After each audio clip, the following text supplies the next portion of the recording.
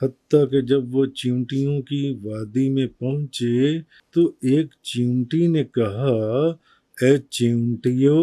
اپنے اپنے بلوں میں گھس جاؤ کہ کہیں سلیمان اور ان کا لشکر بے خبری میں تمہیں روند نہ ڈالے۔ اس کی بات سے سلیمان مسکرا کر ہنس دیے، دعا کی، اے میرے رب، تو نے مجھے اور میرے والدین کو جو نعمتیں عطا کی ہیں،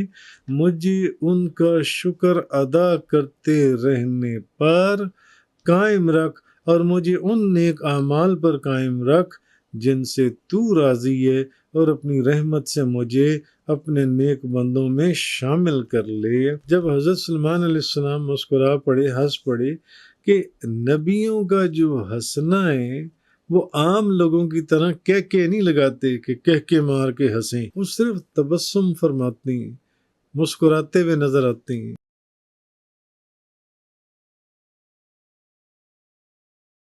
اِذَا أَتَوْا عَلَى وَادِ النَّمْلِ، حتیٰ کہ جب وہ چیونٹیوں کی وادی میں پہنچے تو قالت نملة يَا أَيُّهَا النَّمْلُ ادْخُلُوا مَسَاكِنَكُمْ، تو ایک چیونٹی نے کہا، اے چیونٹیوں، اپنے اپنے بلوں میں گھس جاؤ، لا يحطمنکم سلیمان وجنودہ، کہ کہیں سلیمان اور ان کا لشکر بے خبری میں، لا يحطمنکم سلیمان وجنودہ وہم لا یشعرون،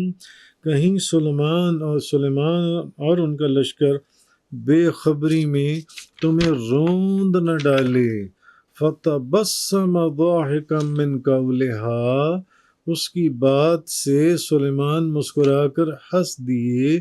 اور دعا کی، وَقَالَ رَبِّ أَوْزِعْنِی أَنْ أَشْكُرَ نِعْمَتَكَ الَّتِي أَنْعَمْتَ عَلَيَّ وَعَلَى وَالِدَيَّ وَأَنْ أَعْمَلَ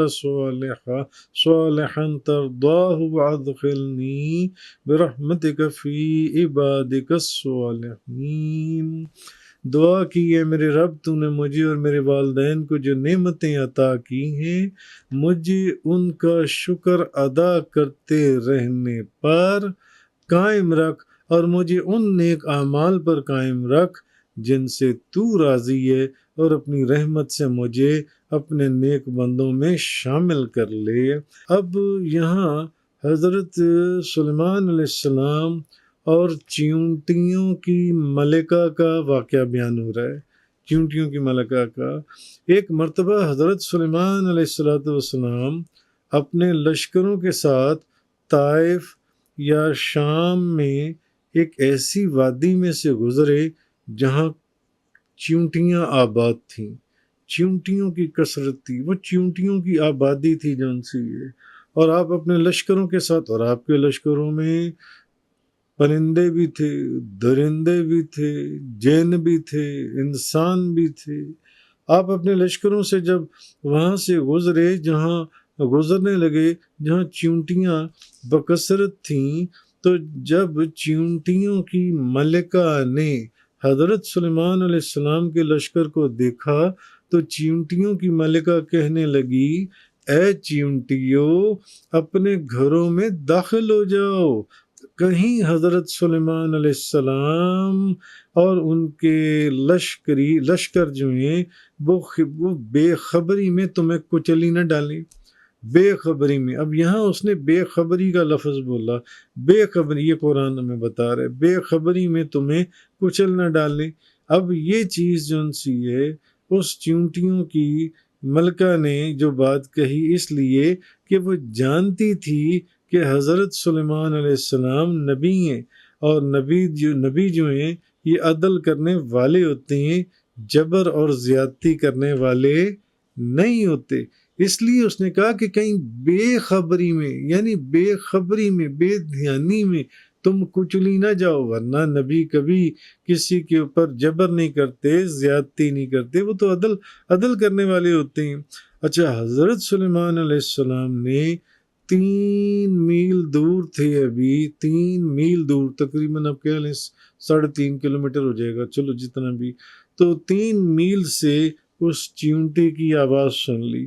کیونکہ اب آپ نے اس کی آواز سن لی کہ 3 میل دور ایک چیونٹیوں کی ملکہ اپنی چیونٹیوں کو کہہ رہی ہے اپنے اپنے گھروں میں داخل ہو جاؤ، کہیں ان کے لشکروں کے نیچے تم سب کچلی نہ جاؤ۔ تو آواز جو ہے وہ ہر شخص کا کلام آپ کی مبارک سماعت تک پہنچا دیا کرتی تھی۔ آپ نے اس چیونٹے کی آواز کو سن لیا جن سے، تو آپ نے اپنے لشکروں کو رکنے کا حکم فرمایا، یہاں تک کہ چیونٹیاں اپنے گھروں میں داخل ہو گئیں، چیونٹیاں اپنے گھروں میں داخل ہو گئیں۔ تو یہ حضرت سلیمان علیہ السلام کا یہ سفر اصل میں ہوا پر نہ تھا بلکہ پیدل اور سواریوں پر تھا۔ اچھا، اب اگلی آیت کریمہ کے اندر یہ فرمایا گیا کہ فَتَبَسَّمَ ضَاحِكًا مِّن قَوْلِهَا، اس چیونٹی کی یہ بات سن کر سلیمان علیہ السلام ہنس پڑے، حضرت سلیمان علیہ السلام ہنس پڑے۔ آہا، نبیوں کے ہنسنے کو بھی اللہ نے قرآن کے اندر بیان کی ہے۔ حضرت سلیمان علیہ السلام ہنس پڑے۔ تو اب لیکن ایک بات آپ ذہن میں رکھیں، جب حضرت سلیمان علیہ السلام مسکرا پڑے، ہنس پڑے، کہ نبیوں کا جو ہنسنا ہے وہ عام لوگوں کی طرح کہہ نہیں لگاتے کہ کہہ مار کے ہنسیں، کہہ مارے، نہ، وہ صرف تبسم فرماتے ہیں، مسکراتے ہوئے نظر آتے ہیں، مسکراتے ہیں، تو وہ کہہ مار کے نہیں ہنستے جو ان سے۔ تو حضرت بی بی عائشہ صدیقہ طیبہ طاہرہ زاہدہ عابدہ رضی اللہ تعالیٰ عنہ فرماتی ہیں، میں نے نبی پاک صلی اللہ علیہ وسلم کو کبھی پورا ہنستے ہوئے نہیں دیکھا، یہاں تک کہ میں آپ صلی اللہ علیہ وسلم کے تالو دیکھ لیتی تھی کہ آپ صلی اللہ علیہ وسلم، نبی پاک صلی اللہ علیہ وسلم صرف مسکرایا کرتے تھے، صرف نبی پاک صلی اللہ علیہ وسلم مسکراتے تھے۔ تو حضرت عائشہ رضی اللہ تعالیٰ عنہ بیان کرتی ہیں کہ آپ صرف مسکراتے تھے کہ آپ کے منہ کا اندرونی حصہ حلق تک نظر آئے، یعنی نبی جو، آپ تو پھر نبیوں کے سردار تھے، تو نبی جو ہیں یہ کہہ مار کے نہیں ہنستے جو ان سے ہیں۔ اعلیٰ حضرت عظیم البرکت اعلیٰ حضرت نے فرمایا، جس کی تسکین سے روتے ہوئے ہنس پڑیں، اس تبسم کی عادت پہ لاکھوں سلام۔ واہ سبحان اللہ، اعلیٰ حضرت نے کیا کمال اپنا جو انہوں نے سلام لکھا نبی کریم صلی اللہ علیہ وسلم کی بارگاہ میں، جس کی تسکین سے روتے ہوئے ہنس پڑیں، اس تبسم کی عادت پہ لاکھوں سلام۔ تو حضرت ابو ذر، صحیح مسلم شریف کی حدیث ہے، حضرت ابو ذر فرماتے ہیں نبی پاک صلی اللہ علیہ وسلم نے فرمایا کہ میں اس شخص کو جانتا ہوں جو سب سے پہلے جنت میں داخل ہوگا، اور میں اس شخص کو بھی جانتا ہوں جو سب سے اخیر میں دوزخ سے نکالا جائے گا۔ حضور نے فرمایا میں اس شخص کو بھی جانتا ہوں جو سب سے پہلے جنت میں داخل ہوگا۔ بھئی جنت میں تو سب سے پہلے یہ تو پتہ ہے کہ سب سے پہلے نبی کریم صلی اللہ علیہ وسلم داخل ہوں گے، تو پھر یہ کون بندہ ہے جس کا حضور فرما رہی کہ میں اس شخص کو جانتا ہوں جو بندہ سب سے پہلے جنت میں داخل ہوگا؟ تو یہ وہ ہے جو گناہگار مسلمان وہ جو جب جنت میں سب سے پہلے داخل ہوگا، حضور اس کا فرما رہے ہیں۔ اچھا، حضور نے فرمایا کہ میں اس شخص کو جانتا ہوں جو سب سے پہلے جنت میں داخل ہوگا، اور میں اس شخص کو بھی جانتا ہوں جو سب سے اخیر میں دوزخ سے باہر نکالا جائے گا۔ تو ایک شخص کو قیامت والے دن لایا جائے گا اور کہا جائے گا، اللہ کی طرف سے یعنی حکم ہوگا کہ اس کے سامنے اس کے چھوٹے چھوٹے گناہ بیان کرو، چھوٹے چھوٹے گناہ پیش کرو، تو اور اس بڑے گناہ اس کو نہ بتانا، یعنی اس بندے نے چھوٹے گناہ بھی کیے ہوں گے اور بڑے بڑے گناہ بھی کیے ہوں گے۔ نبی پاک صلی اللہ علیہ وسلم فرماتے ہیں اس بندے کو یعنی اللہ کا حکم ہوگا کہ اس بندے کے سامنے اس کے چھوٹے چھوٹے گناہ بیان کرو۔ اچھا، وہ بندہ اب جب چھوٹے چھوٹے گناہ بیان کیے جائیں گے، وہ کہے گا ہاں میں نے یہ بھی کیا تھا، چھوٹے چھوٹے گناہ میں نے یہ بھی، اور دل میں وہ یہ سوچ رہا ہوگا کہ یار میں نے تو بہت بڑے بڑے گناہ بھی کیے تھے، رجسٹر میں وہ تو موجود ہی نہیں ہے، وہ تو موجود ہی نہیں ہے۔ اچھا اس کے بعد نبی پاک صلی اللہ علیہ وسلم فرماتے ہیں اللہ تعالیٰ فرمائے گا یعنی اس کے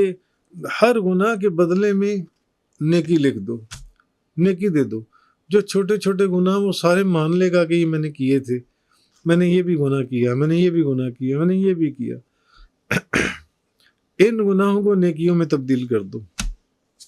نیکیوں میں تبدیل کر دو۔ اب وہ کہے گا کہ میں تو ایسے گناہوں کو بھی جانتا ہوں جو یہاں موجود نہیں ہیں، یعنی وہ رجسٹر میں موجود نہیں ہے۔ حضرت ابو ذر فرماتے ہیں کہ میں نے رسول اللہ صلی اللہ علیہ وسلم کو دیکھا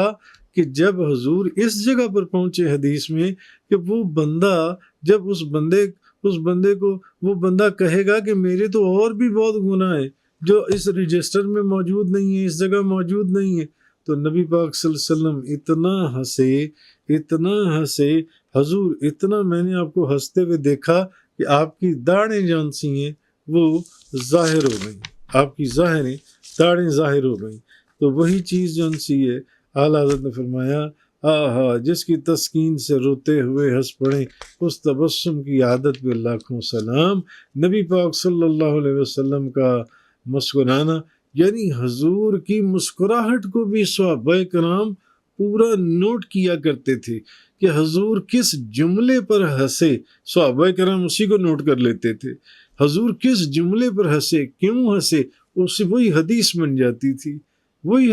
جاتی تھی، جیسے میں نے مسلم شریف، ترمذی شریف، مسند احمد شریف کی میں نے آپ کے سامنے حدیث بیان کی۔ اسی طرح ایک حدیث میں ہے، اچھا حضرت جریر بن عبداللہ رضی اللہ تعالی عنہ بیان کرتے ہیں کہ جب سے میں اسلام لایا ہوں میں رسول اللہ صلی اللہ علیہ وسلم مجھ سے اوجل نہیں ہوئے۔ آپ فرماتے ہیں میں جب سے میں نے اسلام قبول کیا اللہ کے رسول میری آنکھوں سے اوجل نہیں ہوئے۔ یعنی یہ ایسے صحابہ کرام بھی تھے جو ہر وقت نبی کریم صلی اللہ علیہ وسلم کی بارگاہ میں بیٹھتے تھے، ہر وقت حضور کو دیکھتے تھے، حضور کی زیارت کرتے تھے، حضور کے چہرے پر نگاہ جما کر ٹکٹکی باندھ کر دیکھتے تھے، آپ کے الفاظ اور آپ کی کیفیات کو نوٹ کرتے تھے، کس جملے کے پر آپ مسکرائے، کس جملے کے پر آپ کی آنکھوں سے آنسو بھر آئے، یہ چیز۔ اسی طرح ایک حدیث میں سنن ابو داؤد شریف، ترمذی شریف، مسند احمد، مصنف عبد الرزاق کی حدیث ہے، علی بن ربیعہ بیان کرتے ہیں کہ میں اس موقع پر حاضر تھا جب حضرت علی رضی اللہ تعالی عنہ کی سوار ہونے کے لیے ایک سواری لائی گئی، یعنی حضرت علی ایک سواری کے اوپر سوار ہونے لگے، حضرت علی جن سے، تو جب انہوں نے اپنا پاؤں رکاب میں رکھا تو انہوں نے کہا بسم اللہ، اور جب سواری کی پشت پر سیدھے ہو کر بیٹھ گئے تو کہا الحمدللہ، پھر کہا سبحان الذی سخر لنا ھذا وما كنا له مقرنین وانا الی ربنا لمنقلبون۔ اچھا پھر 3 دفعہ کہا الحمدللہ اور 3 دفعہ کہا اللہ اکبر۔ اچھا اس کے بعد انہوں نے کہا سبحانک انی ظلمت نفسی فاغفر لی فانہ لا یغفر الذنوب الا انت، پھر ہنسے۔ تو میں نے یعنی علی بن ربیعہ فرماتے ہیں کہ میں نے حضرت علی سے پوچھا، میں نے ان سے پوچھا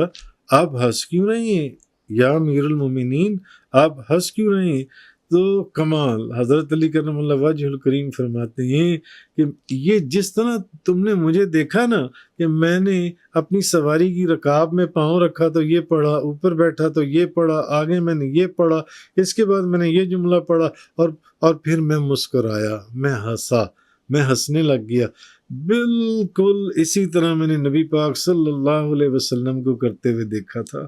بس میں نے بھی اسی لیے سب کچھ ویسے ہی کیا جیسے میں نے نبی پاک صلی اللہ، یہ مفہوم حدیث ہے جو میں آپ کو بتا رہا ہوں، سمجھا رہا ہوں، میں نے بھی ویسے ہی کیا جیسے میں نے نبی پاک صلی اللہ علیہ وسلم کو کرتے ہوئے دیکھا تھا۔ تو پھر آپ ہنسنے لگے تو کہنے لگے کہ جب نبی پاک صلی اللہ علیہ وسلم بھی ہنسے تھے نا تو میں نے پوچھا یا رسول اللہ آپ کیوں ہنس رہے ہیں؟ انہوں نے بھی تو یہی پوچھا تھا نا کہ یا علی اے امیر المومن آپ کیوں ہنس رہے ہیں؟ انہوں نے کہا یہ سارا عمل میں نے حضور کو ایسے ہی کرتے ہوئے دیکھا تھا، ایسے ہی کرتے ہوئے دیکھا تھا۔ میں نے بھی حضور سے پوچھا تھا کہ یا رسول اللہ اب آپ ہنس کیوں رہے ہیں؟ تو آپ نے فرمایا بے شک تمہارا رب اپنے بندے سے اس وقت خوش ہوتا ہے جب وہ دعا کرتا ہے رب اغفر لی ذنوبی، اے میرے رب مجھے معاف کر دے، مجھے بخش دے، میرے گناہوں کو معاف فرما دے، اے میرے رب میرے گناہ بخش دے۔ کیوں؟ کیونکہ بندے کو یقین ہوتا ہے کہ اس کے سوا اور کوئی اس کے گناہوں کو بخشے گا نہیں جو ان سے۔ تو بے شک تمہارا رب اپنے بندے سے خوش ہوتا ہے، اس وقت خوش ہوتا ہے جب وہ دعا کرتا ہے رب اب یہ 3 لفظ ہیں، رب اغفر لی ذنوبی۔ جب بندہ یہ کہے گا تو اس کا رب اس سے خوش ہو جائے گا، جب بندہ یہ کہے گا تو اس کا رب جو ان سے وہ اس سے خوش ہو جائے گا۔ اے میرے رب تو نے مجھے اور میرے والدین کو جو نعمتیں عطا کی ہیں مجھے ان کا شکر ادا کرتے رہنے پر قائم رکھ۔ یا اللہ تو نے مجھے میرے والدین کو جو نعمتیں عطا فرمائی ہیں ان کا شکر ادا کرتے رہنے پر قائم رکھ، اور مجھے ان نیک اعمال پر بھی قائم رکھ جن سے تو راضی ہے، اور اپنی رحمت سے مجھے اپنے نیک بندوں میں شامل کر لے۔ یعنی نبی بھی یہی دعا کرتے چلے گئے کہ مجھے اپنی رحمت سے نیک بندوں کے اندر شامل فرما لے۔ نیک بندے نبی اور ولی، انبیاء اور اولیاء جو ان سے انبیاء اور اولیاء۔ تو حضرت سلیمان علیہ السلام نے اللہ کی نعمتیں ملنے پر اس کی حمد کرتے ہوئے عرض کی کہ اے میرے مولا مجھے توفیق دے کہ میں تیرا زیادہ سے زیادہ شکر ادا کروں۔ تو نے مجھے نبوت عطا فرمائی، تو نے مجھے ملک عطا فرمایا، تو نے مجھے علم عطا فرمایا۔ یہ ایک نبی اور ایسا جلیل القدر نبی جس کی شان یہ تھی جو ہواؤں میں سفر کرتا تھا، تخت اس کا ہوائیں اٹھا کے لے جاتی تھی۔ اتنا بڑا تخت تھا جس تخت کے اوپر 300 میل کی مسافت کی جو لشکر تھے، جنوں کے، انسانوں کے اور پرندوں کے اور درندوں کے، اور وہ ساتھ اور درباریوں کے سب موجود ہوتے تھے جو ان سے ایسا۔ تو نے مجھے علم عطا فرمایا، ملک عطا فرمایا، نبوت، اور مجھ پر اور میرے ماں باپ پر جو تو نے احسان کیے، اور جو تو نے میں اس کا شکر ادا کروں زیادہ سے زیادہ۔ اور میں باقی زندگی، اب ایک نبی دعا کر رہا ہے کہ میں نیک کام کروں، میں ایسے نیک کام کروں جس پر تو راضی ہو جائے۔ مولا میں ایسے نیک کام کروں جس پر تو راضی ہو جائے، مجھے ایسے نیک کاموں کی توفیق عطا فرما دے۔ یہ کوئی عام بندہ نہیں، اللہ کا نبی دعا کر رہا ہے، اللہ کا نبی دعا کر رہا ہے جس پر تو راضی ہو، اور مجھے اپنی رحمت سے۔ اب جو وہ فرماتے ہیں حضرت سلیمان علیہ السلام، آپ فرماتے ہیں مجھے اپنی رحمت سے ان بندوں کے اندر شامل کر لے، ان بندوں کے اندر جو تیرے خاص قرب خاص کے لائق ہیں، خاص قرب کے لائق ہیں، اور ان بندوں سے مراد انبیاء ہیں یا اولیاء ہیں۔ وآخر الدعوانا ان الحمد للہ رب العالمین۔ تفسیر قرآن کا یہ لیکچر انگلش میں سننے کے لیے براہ کرم ڈسکرپشن میں موجود لنک پر کلک کریں۔